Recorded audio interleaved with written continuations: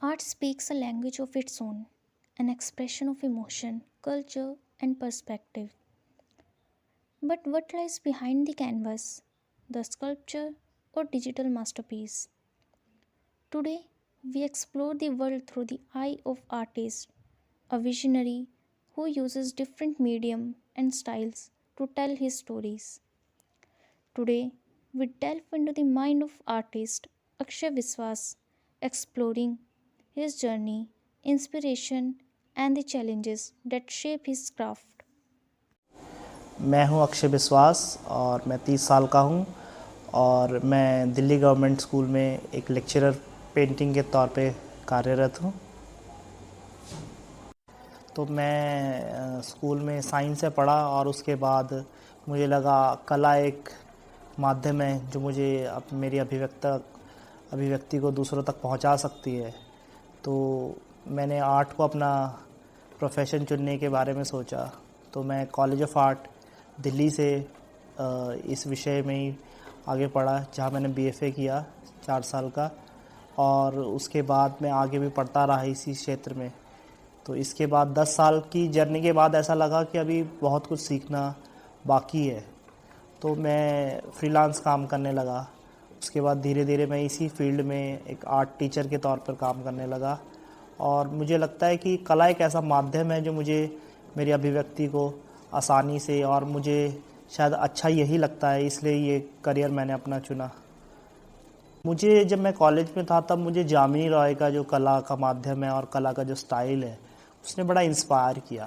तो जबकि art college में जब आप पढ़ते हैं तो आपको लगता है कि आपको रियलिस्टिक में 3D शेडिंग्स वगैरह पे पहले जाना चाहिए, जबकि मैंने अपने कला के उसमें काम में अपने जामिनी रॉय के फ्लैट्स कलर को सभी जगह बिल्कुल एकदम सपाट रंग लगाने के तरीके को बहुत यूज़ किया। और तब मुझे मेरे टीचर्स भी कहते थे आप बहुत ज़्यादा फ्लैट कलर्स को यूज़ करते हैं। तो मुझे कहीं ना कहीं वो बहुत अच्छा लगता था। पर धीरे धीरे उसके बाद लोग 3 डायमेंशनल रियलिस्टिक स्टाइल से फ्लैट कलर्स पे जाते हैं, जबकि मेरा पहले फ्लैट कलर्स शुरू हुआ और उसके बाद मैं 3 डायमेंशनल क्वालिटी में पेंटिंग्स करने लगा। तो ये मुझे ऐसा लगता है कि जामिनी रॉय ने मुझे बहुत इंस्पायर किया है।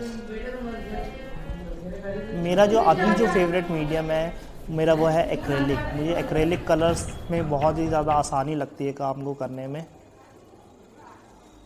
एक जो मैंने काम किया था काफ़ी साल पहले वो था जो हमने आगरा में किया, ताजमहल के बिल्कुल पास। वो था शीरोज़ हैंग आउट कैफ़े में, जहाँ एसिड सर्वाइवर्स का एक रेस्टोरेंट है। तो वहाँ पे हमने एक बहुत बड़ी सी एक पेंटिंग बनाई थी।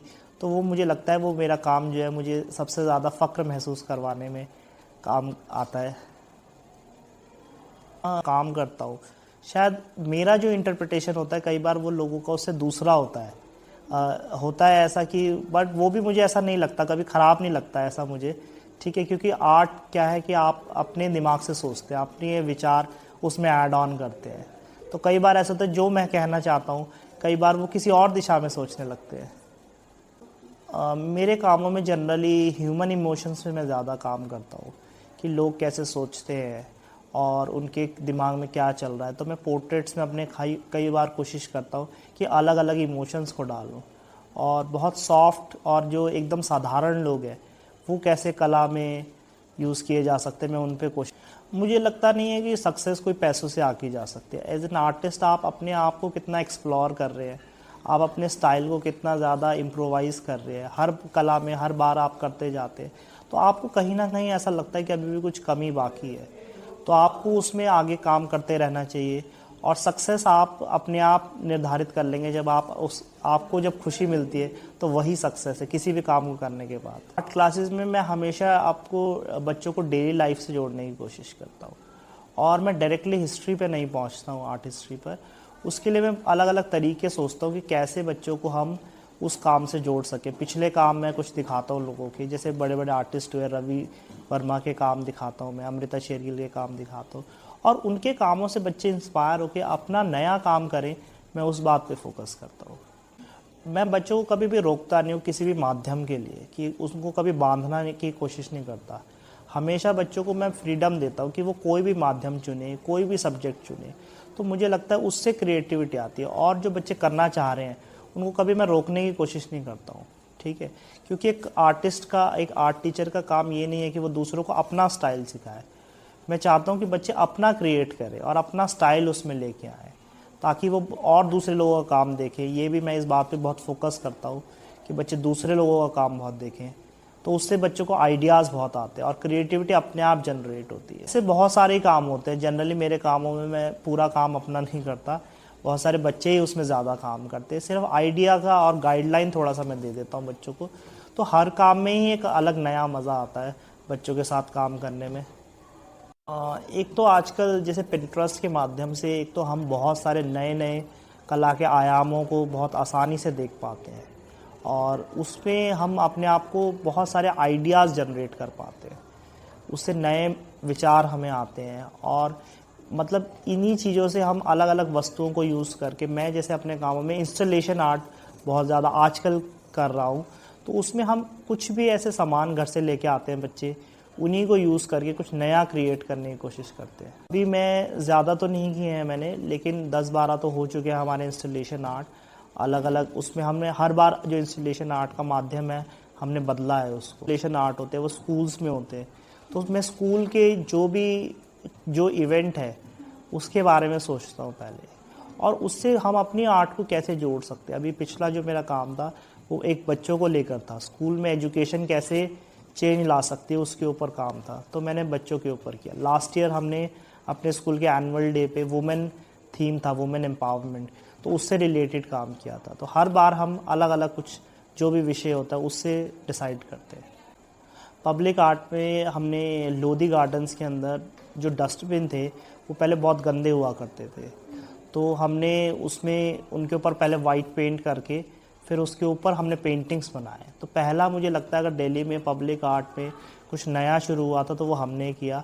हमने सारे डस्टबिन को पेंट कर दिया और बहुत ही एक सुंदर हमने दृश्य वहाँ पे क्रिएट करने की कोशिश की। 10 साल से मैं इसी फील्ड में हूँ। हमने बहुत सारे ग्राफिटी वॉल्स किए हैं दिल्ली में, और दिल्ली के बाहर भी हमने बहुत सारे काम किए हैं।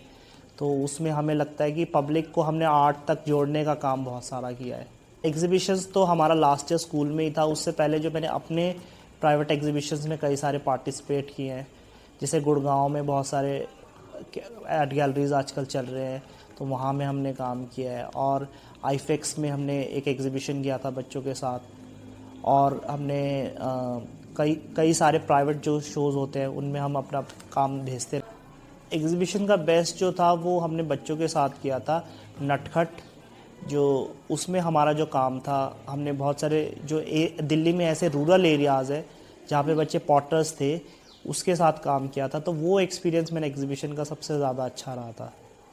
मैं इंस्टॉलेशन आर्ट पे आजकल काम कर रहा हूँ और मुझे इसी डायरेक्शन में मुझे काम करना है। तो मुझे ऐसा लगता है ये एक ऐसा माध्यम है जो थोड़ा अलग है, जो अभी तक ज़्यादा इस पे एक्सप्लोरेशंस हुए नहीं है इतने। मतलब एक कैसे आप बिल्कुल एकदम कहीं भी आप कर सकते हो इस चीज़ को, मतलब इसके लिए कोई आपको आर्ट गैलरी नहीं चाहिए, आप किसी भी स्पेस में इंस्टॉलेशन आर्ट को आप यूज़ कर सकते हैं। अच्छा, मुझे सबसे पहला लगता है एक आर्टिस्ट बनने के लिए आपको सिर्फ अपना काम पे फोकस तो हर कोई करता है, लेकिन मुझे ऐसा लगता है जब तक हम दूसरे लोगों के आर्ट वर्क्स को नहीं देखेंगे और अलग अलग मूवमेंट्स में विश्व में क्या चल रहा है, विश्व में पहले क्या हुआ है, वो जब तक हम नहीं देखेंगे तब तक हम नहीं सीख पाएंगे और हम अपने आप का मूल्यांकन नहीं कर पाएंगे कि हम किस तरीके का काम कर रहे हैं। तो इसलिए मुझे ऐसा लगता है कि हर एक आर्टिस्ट को दूसरे आर्टिस्टों का काम देखना चाहिए और जो कंटेम्प्रेरी आज की समस्याएं हैं उनको लेके काम करना चाहिए, और अपनी भावनाओं को हम कैसे लोगों तक पहुंचा सके आसान माध्यम से, वो हमें काम इस पे करना चाहिए। क्या रहता है, एक्रेलिक सबसे ज़्यादा केमिकल को यूज़ करता है और वो बहुत हार्मफुल है एनवायरनमेंट के लिए भी और लोगों के लिए भी। लेकिन इसके साथ साथ हम क्या कहते हैं, कुछ माध्यमों में यूज़ करते हैं, जैसे हमने लकड़ी का बुरादा यूज़ किया या हल्दी से हमने यूज़ किया, और भी कई सारे पुराने ही माध्यम हैं जिनको लेके हम काम कर रहे हैं। मटेरियल तो मेरे कामों में बहुत ज़्यादा रहता है। मैं बहुत कोशिश करता हूँ कि मैं वेस्ट मटेरियल को यूज़ करूँ। जैसे अभी बच्चे हमारे साथ काम कर रहे हैं, उसमें बहुत सारे ऐसे काम हैं जो मिठाई के डब्बों पे हम काम करते हैं, या घरों में वेस्ट पड़े हुए प्लास्टिक बॉटल से हमने काम किया हुआ है। तो वेस्ट मटेरियल तो मुझे ऐसा लगता है कि कहीं से भी मिल जाए तो हम उसको यूज़ कर सकते हैं अपने आर्ट वर्क में। और जैसे रंगोली के लिए हम यूज़ करते हैं, लकड़ी के बुरादे में हम कलर डाल के उससे कलर्स बनाते हैं।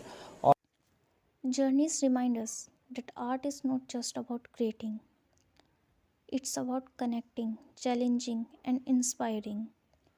As he continued to shape his story, he invites us to see the world through his unique lens.